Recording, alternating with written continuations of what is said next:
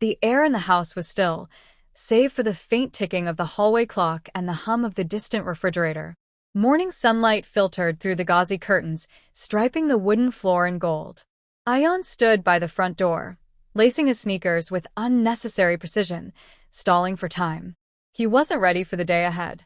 Not because of work or errands, but because today marked exactly 1 year since he had moved back into this house, his parents' old home in Lahore, alone. It was supposed to be temporary. A sabbatical from the relentless pace of his corporate life in Karachi. A break.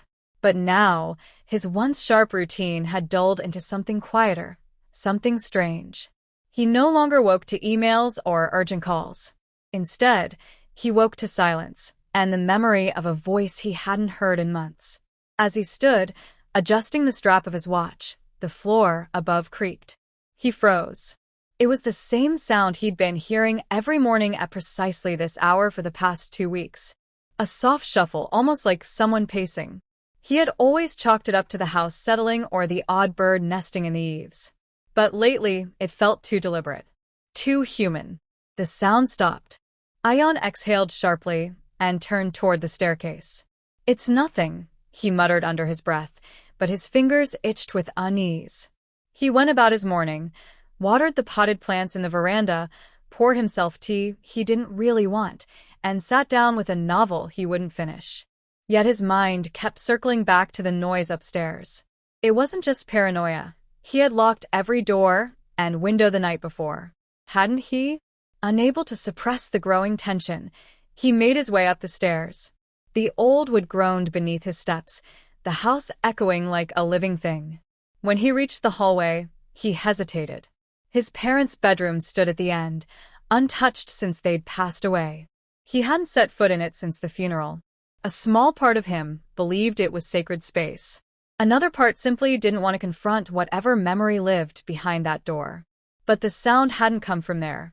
It had come from the bathroom. The door was ajar. He approached slowly, heart thudding in his chest with a rhythm far too loud for the silence surrounding him. As he reached for the handle, it swung open with a quiet creak. The light was off. The room appeared empty. And then movement. A blur. A figure. Ion stepped back instinctively, almost tripping over his own feet. It was a man. Younger, maybe mid-20s. Drenched, barefoot, wrapped in nothing but a damp towel around his waist. His dark hair clung to his forehead, and his eyes, wide with alarm, locked with Ion's. "Who the hell are you?" Ion barked, regaining just enough sense to find his voice. The man flinched, clutching the towel tighter. I was just showering. I didn't think anyone was home."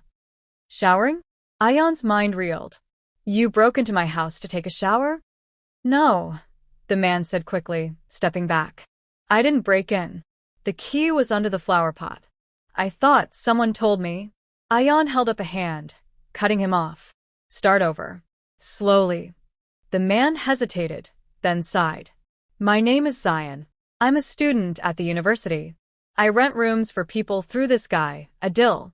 He said this house was vacant, that I could stay here for a few weeks. I swear, I didn't know anyone else lived here." Ion's stomach twisted. Adil. A shady cousin of a cousin who'd been asking to make use of the extra space. Ion had dismissed him weeks ago, too distracted by his own thoughts to care. He never imagined the man would rent out the house behind his back. Zion's voice grew softer. "I didn't mean to cause trouble. I can leave." Ion stared at him, searching his expression for deceit, but found only awkward sincerity and a lingering trace of fear. Zion was shivering now, the towel beginning to loosen around his waist. Despite the absurdity of the situation, Ion realized how young he looked. Vulnerable, and possibly stranded. A long silence stretched between them before Ion finally spoke. "You'll explain everything. Fully. But not like this. Put on some clothes." Zion blinked. "You're not kicking me out?" "Not yet," Ion said, already turning away. "But you better have a damn good story, or you'll be on the street by lunch." Back in the living room, Ion sat again on the sofa, tea now cold beside him. He stared out the window, the quiet shattered, the routine broken. For the first time in months, Something unexpected had pierced the fog of his days. Upstairs, a door closed gently. Footsteps followed. The story he thought he was living had just taken a sharp turn. And Ion wasn't sure whether it would end in disaster or something else entirely. But for now, he was listening. Zion sat across from Ion at the kitchen table, now dry and dressed in a faded maroon hoodie and jeans that looked a size too large. A steaming cup of chai rested between his hands, the faint aroma of cardamom curling through the still air. The silence that hung between them wasn't hostile, just thick with uncertainty, like two strangers forced to share a train cabin on a long journey neither of them had planned for. "I didn't mean for it to happen like this," Zion said finally, voice low. "I thought I'd be alone. I wouldn't have stayed if I'd known." Ion took a slow sip from his own cup, watching Zion over the rim. "What were you even planning to do here for weeks? Just squat?" Zion blinked, his grip tightening slightly around the ceramic mug. "Not squat. Just stay low, finish a few assignments, maybe get a part-time job nearby. Then find something else. You're a student, not a fugitive." "That depends on how you define running," Zion said, with a half-hearted smile that didn't quite reach his eyes. Ion didn't respond. He noted the deflection, the practiced vagueness in Zion's tone. There was more to this story, but pressing too soon would only cause the younger man to retreat. "You could have picked a less suspicious method," Ion said after a pause. "Like applying for housing. Or staying with friends." Zion looked away, his gaze dropping to a scratch on the table surface. "I don't really have those kinds of friends here." And campus housing was full. As for Adil, he made it sound simple. Like it wasn't a big deal. Ion's mouth flattened into a grim line. "Adil never does anything that isn't a little illegal." Zion chuckled weakly. That would have been good to know earlier. Ion stood and crossed to the sink, rinsing his cup with deliberate focus.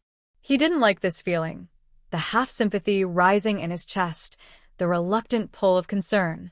He had built walls around himself for a reason, and Zion, uninvited and unintentional as he was, had already found a crack. "You can stay until we sort this out," Ion said finally, his back still turned. "But no surprises. No guests. And stay out of the master bedroom." "Of course," Zion said quickly. "Thank you. I promise I'll keep out of your way." Ion glanced over his shoulder. "You're already in the way, Zion. Let's just not make it worse." The agreement was uneasy but clear. Over the next couple of days, they fell into a tentative routine. Ion resumed his quiet mornings, reading or answering sporadic emails from clients he hadn't yet told he'd effectively retired. Zion, to his credit, kept to himself. He spent hours with his laptop in the guest room or at the small dining table, headphones in, expression furrowed in concentration. Occasionally, he'd step out to the small courtyard to water the plants or make a second pot of tea, but otherwise, he moved like a shadow, present, but careful not to intrude. And yet, even silence has weight. Ion began noticing things he hadn't before. The way Zion tapped his pen 3 times before typing again, the soft humming when he thought no one was listening, the muttered curse words when a program failed to compile. These glimpses weren't loud, but they chipped away at Ion's indifference. One evening, they both ended up in the kitchen at the same time. Zion was stirring instant noodles on the stove when Ion entered with the intention of grabbing a bottle of water. The scent of cheap masala hit him at once, oddly comforting. Zion looked up. "I didn't touch anything expensive. Just using what I brought." "I didn't say anything. You were going to." Ion raised an eyebrow but said nothing. He leaned against the counter, arms crossed, watching as Zion divided the noodles into 2 bowls without being asked. He handed one over silently. They ate standing up, the kind of meal that asked for no ceremony. Ion finished first and rinsed his bowl out. "Where's your family?" he asked, without turning. Zion paused mid-bite. "Multan. My parents and my younger brother still live there." "And you don't go back?" "Not unless I have to." Ion dried his hands. "That's vague." Zion looked down at his food, his expression unreadable. "You don't ask many questions, but when you do, they land hard. You're in my house. I'm allowed to know who I'm living with." There was a long silence, the only sound the faint gurgle of water draining through the pipes. Then, quietly, Zion said, "My father and I don't see eye to eye. He wanted me to take over his store. I didn't. I wanted to study computer science, move out, build something of my own. So I left." "And your mother?" "She supports me, quietly. But it's not easy. Not for any of us." Ion nodded slowly, absorbing the confession. It didn't explain everything. There was still distance in Zion's story, omissions nestled between the words, but it was enough for now. "Sometimes," Zion added, almost too softly to hear, "the price of freedom is loneliness." Ion didn't respond. He didn't need to. The words rang truer than he wanted to admit. As they cleaned up, Zion glanced at him. "Thanks for not throwing me out." "I haven't decided not to," Ion replied, though the sharpness in his voice had dulled. "I just don't see the point in kicking someone while they're already down." Zion gave a crooked smile. "That's probably the nicest thing anyone said to me this month." Ion didn't smile back, but a trace of amusement flickered in his eyes. They returned to their separate corners of the house, but something between them had shifted, an invisible bridge taking form, fragile but present. Neither of them quite knew where it would lead. But for now, they were walking the same path, however cautiously. Zion sat across from Ion at the kitchen table, his wet hair now combed dry back and and dressed frame in a still faded carrying maroon an hoodie air and of jeans discomfort that looked a size he clutched too a large. small, A worn steaming backpack cup to of his chai chest rested like a between his lifeline. hands. Ion The watched faint him closely aroma from of the cardamom armchair, curling through arms the still crossed, air, eyes the sharp. silence that hung Neither of between them them wasn't spoke at hostile. first.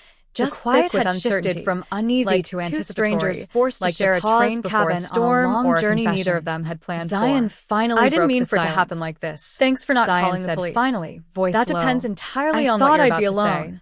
I Ion wouldn't have replied stayed if evenly. I'd known." Zion sat Ion took a hesitantly on slow the edge sip of the from his couch, own cup, careful not to watching touch Zion the over the cushions rim. more than necessary. "What were you even planning to He do looked here for around weeks? as if seeing the Just house for the squat." first time. Zion through blinked, sober eyes, his grip tightening "I wasn't slightly lying around the ceramic I really mug. did think this Not place was squat. unoccupied. Just stay low. And you believe finish some a few guy named assignments, Adil maybe owned get it? a part-time job nearby. Ion pressed. Then find Zion something shook else. his head. "You're a No, student, not a he fugitive." said. He was managing That depends on properties how you for a define relative running, who lived abroad. Zion said. Said the with a owner wouldn't be half-hearted back smile until that didn't autumn. quite reach his eyes. I didn't ask too Ion many didn't questions. respond. The rent He was noted cheap. the deflection. Ion The suppressed a practiced groan. vagueness in It sounded Zion's exactly tone. like something There was more Adil to would this pull. story, But and pressing too you soon didn't think it would was only strange that he cause gave the you younger a man key to hidden retreat. in a flower pot? You could have picked I a less thought it was suspicious old method. school.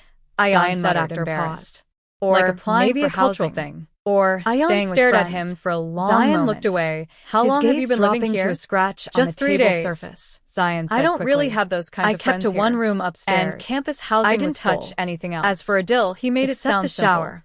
Like Ion it wasn't a pointed big out. deal. Zion gave a Ion's sheepish mouth smile. flattened into a Yeah, grim line. that was Adil unfortunate never does timing. anything that There was isn't something a little disarming illegal. about his honesty. Zion Like chuckled he had weakly. no strength That would have left been for good to know anything earlier. but the truth. Ion Stood leaned and back, crossed to the the sink, initial edge rinsing of his his cup, anger with fading deliberate into something focus. closer to He resignation. didn't like this feeling. He had returned The to this house half-sympathy seeking rising solitude, in his chest, and now, the by reluctant some pull absurd of twist, concern. he had company built he didn't walls ask around for, himself for a company reason, who might have been a and victim Zion, more than a trespasser. uninvited and Where are you unintentional from? as he was, Ion had already asked, found a more crack. gently now. "You can stay until we Multan. sort this out. My parents Ion live there said still." finally, his back "I'm still here for turned. university, But no second surprises. year, computer science. No guests. I've been And couch stay out of surfing the since master my bedroom. last place raised rent." Of course. And Zion this was said your quickly. solution? Thank you. Zion looked down I at his promise shoes. I'll keep out of your I'm way. not proud of it. Ion glanced rubbed his over his temples, shoulder, feeling You're the already headache in the way, forming Zion. behind his eyes. Let's just not make it You worse. can stay for now. The he said agreement was finally. uneasy, but but we're clear. going to set some rules. Over the next couple of days, You're not a tenant. they fell into This a isn't a tentative hostel. routine.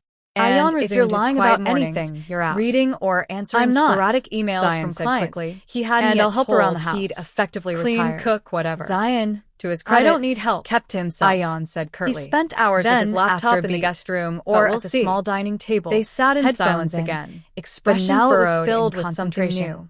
Not Occasionally, trust, exactly. he'd step out to the but a small truce. courtyard to water A the fragile, plants or make a uncertain second one. pot of tea. That evening, but otherwise, the house he felt moved like a strangely shadow, different. present. Ion but found careful himself not listening to for intrude. Zion's footsteps And yet, upstairs, even caught silence off guard is by weight. how aware Ion he'd began become of the noticing other's things he hadn't presence. before. It reminded The him, way Zion tapped his unpleasantly, pen 3 times of how before used to typing his own again. isolation, The soft he had humming when he become. thought no The one was silence listening. that once The felt muttered peaceful curse words now when a seemed program sterile. failed to compile. After dinner,